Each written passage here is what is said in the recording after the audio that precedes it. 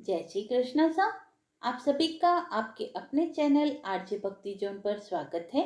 आइए सुनते हैं श्रावण मास महात्म्य अध्याय 25 श्रावण अमावस्या को किए जाने वाले पिठोरी व्रत का वर्णन। ईश्वर बोले, हे मुनिश्रेष्ठ, अब मैं उत्तम पिठोरी व्रत का वर्णन करूंगा। सभी संपदाओं को प्रदान करने वाला यह व्रत श्रावण मास की अमावस्या को होता है। जो यह घर है वह सभी वस्तुओं का अधिष्ठान है, इसीलिए इसे पीठ कहा गया है और पूजन में वस्तु मात्र के समूह को आर कहते हैं। अतः हे मुनीश्वर, इस व्रत का नाम पिठोर है। अब मैं उसकी विधि कहूंगा, सावधान चित्त होकर सुनिए।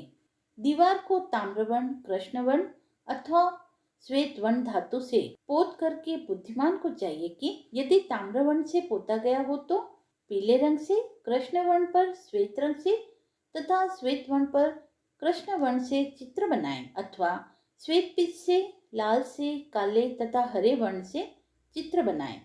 मध्य में पार्वती सहित शिव की मूर्ति अथवा शिवलिंग को बनाकर विस्तीर्ण भित्ति पर संसार की अनेक चीजों को चित्रित करें। चतुर्शाला सहित पाकालय, देवालय, शयनालय, 7 खजाने, स्त्रियों का अंतरपुर जो महलों तथा अट्टालियों से सुशोभित तथा सालों के वृक्षों से मंडित हो, चूने आदि से दृढ़ता से बंधे पाषाणों तथा ईंटों से सुशोभित हो और जिसमें विचित्र दरवाजे, छत तथा क्रीड़ा स्थान हो, इन सबको चित्रित करें।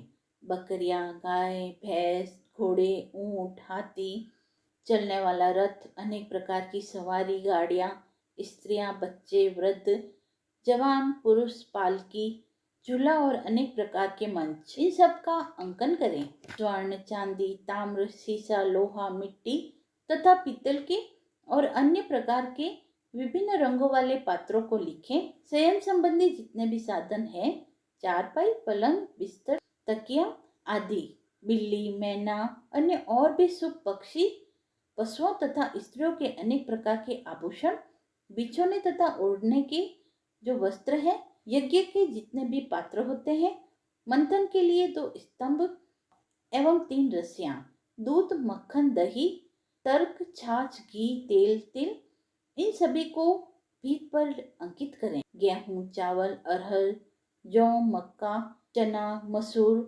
कुल्थी, मूंग, कांगनी, तिल, कोंदो, पातसी नामक अन्न, सावा, चावल, उड़द, ये सभी धान्य वर्ग भी अंकित करें।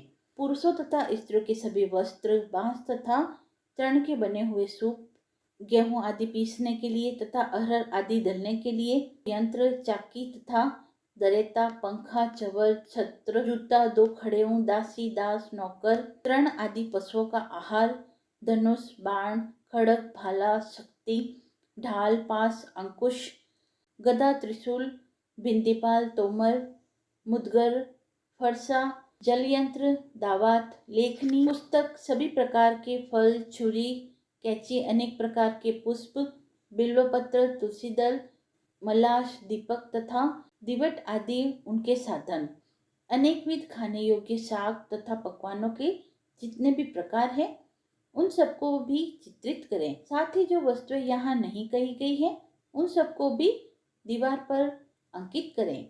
मनुष्य यहाँ कितना चित्रित किया जा सकता है और मैं कितना कह सकता हूँ, क्योंकि एक एक पदार्थ के सैकड़ों तथा हजारों भेद हैं। 16 उपचारों से इन सभी का पूजन होना चाहिए। में अनेक प्रकार के गंध, द्रव्य, पुष्प, धूप तथा चंदन अर्पित करें। ब्राह्मणों, बालकों तथा सौभाग्यवती स्त्रियों को भोजन कराएं। तत्पश्चात पार्वती सहित शिव से प्रार्थना करें, मेरा व्रत संपूर्ण हो। हे सांब शिव, हे दयासागर, हे गिरीश, हे चंद्रशेखर, इस व्रत से प्रसन्न होकर आप हमारे मनोरथ पूर्ण करें। इस प्रकार 5 वर्ष तक व्रत करके बाद में उद्यापन कर देना चाहिए। इसमें ग्रत तथा बिल्व पत्रों से शिव मंत्र के द्वारा होम होता है। एक दिन अधिवासन करके सर्वप्रथम ग्रह होम करना चाहिए। आहुति की संख्या 1008 तथा 108 होनी चाहिए। हे वत्स, तत्पश्चात आचार्य की पूजा करें और दक्षिणा देवें। इसके बाद बुद्धिमान को चाहिए कि इष्ट बंधुओं तथा कुटुंब के साथ स्वयं भी भोजन करें। इस प्रकार विधान से किए जाने पर मनुष्य सभी कामनाओं को प्राप्त कर लेता है। इस श्लोक में जो जो वस्तुएं उसे परम अभिष्ट होती है उन सबको वह पा जाता है। हे वत्स, मैंने आपसे इस उत्तम पिठोरी व्रत का वर्णन कर दिया। इस व्रत के समान सभी मनोरथ तथा समृद्धियों को प्रदान करने वाला और शिव जी की प्रसन्नता करने वाला न कोई व्रत हुआ है और न तो होगा। मनुष्य इस व्रत में दीवार पर जो जो वस्तु चित्रित करता है उसको निश्चित रूप से वह सभी वस्तुएं प्राप्त होती हैं। इति श्री स्कंद पुराणे ईश्वर सनत कुमार संवादे श्रावण मास महात्म्य अध्याय 25 समाप्त हुआ। आइए सुनते हैं श्रावण मास महात्म्य अध्याय 26 श्रावण अमावस्या को किए जाने वाले व्रत पूजन और कुश ग्रहण का विधान। ईश्वर बोले, हे सनत कुमार, श्रावण मास में अमावस्या के दिन जो करणीय है उसको तथा प्रसंगवश जो कुछ अन्य बात मुझे याद आ गई है उसको भी मैं आपसे कहता हूँ। पूर्व काल में अनेक प्रकार के महान बल तथा पराक्रम वाले, जगत का विध्वंस करने वाले तथा देवताओं का उत्पीड़न करने वाले दुष्ट दैत्यों के साथ मेरे अनेक युद्ध हुए। मैंने शुभ वृषभ अर्थात नंदीश्वर पर आरूढ़ होकर संग्राम किए, किंतु महाशक्तिशाली तथा महापराक्रमी उस वृषभ ने मुझको नहीं छोड़ा। अंधकासुर के साथ युद्ध में तो उसने नंदी का शरीर विदीर्ण कर दिया, उसकी त्वचा कट गई, शरीर से रक्त बहने लगा और उसके प्राण मात्र बचे रह गए थे। फिर भी जब तक मैंने उस दुष्ट का संहार नहीं किया तब तक वह नंदी धैर्य धारण कर मेरा वाहन बना रहा। उसकी इस दशा को मैंने जान लिया था।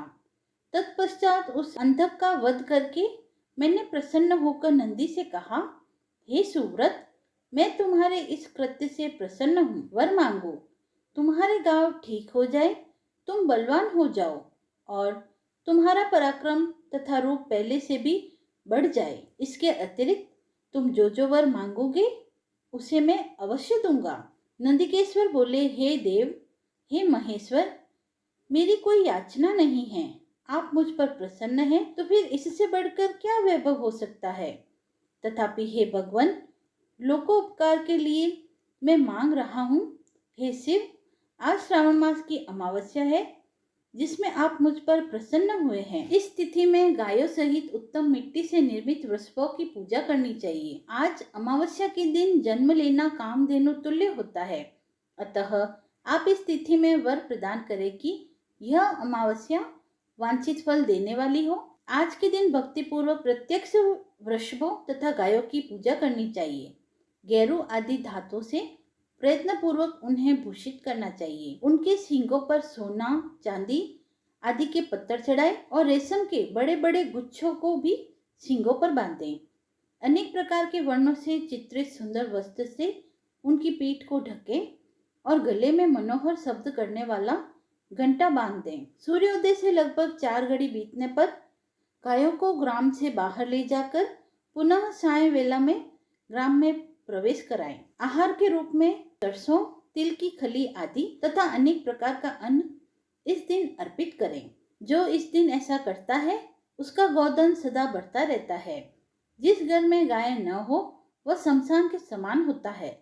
पंचामृत व पंचगव्य दूध के बिना नहीं बनते हैं।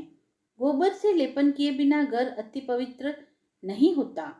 हे सुरोत्तम, जहाँ गौमूत्र से छिड़काव नहीं होता वहाँ चींटियां आदि जंतुओं का उपद्रव विद्यमान रहता है।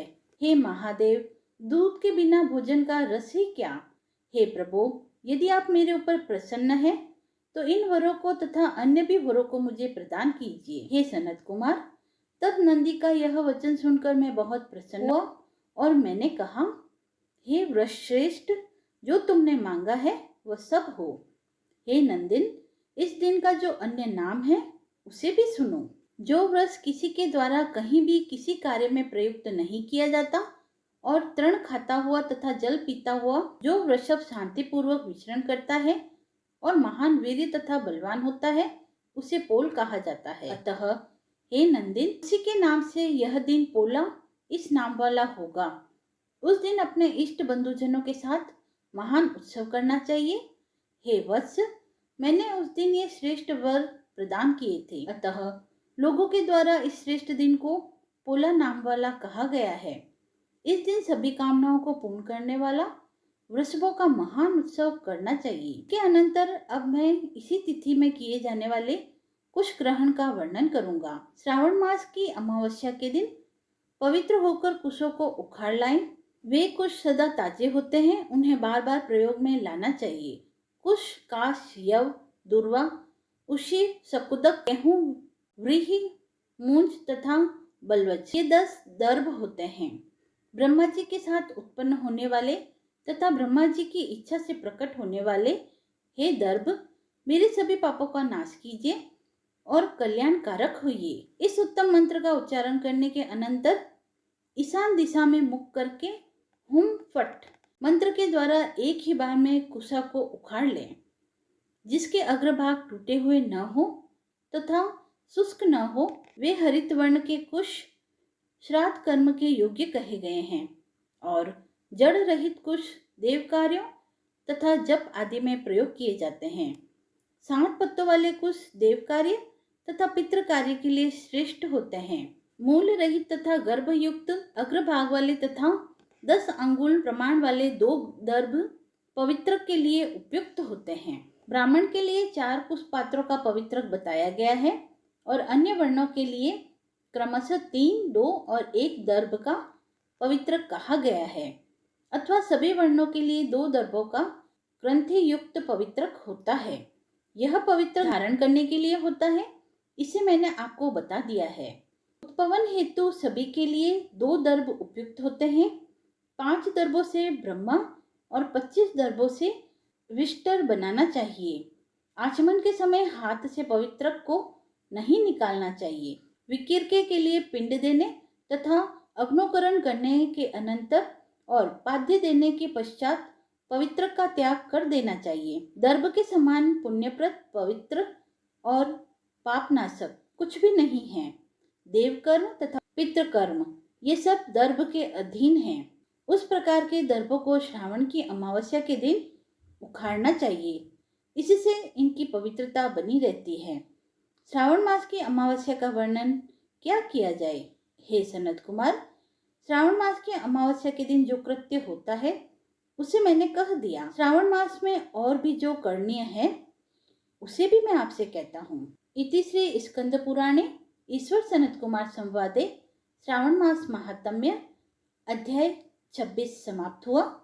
यदि आपको यह पसंद आया हो तो आप वीडियो को लाइक करें, चैनल को सब्सक्राइब करें, कमेंट बॉक्स में हर हर महादेव अवश्य लिखें और ऐसी ही धार्मिक कथाओं व व्रत महात्म्य को सुनने के लिए जुड़े रहिए आरजे भक्ति जोन के साथ। धन्यवाद।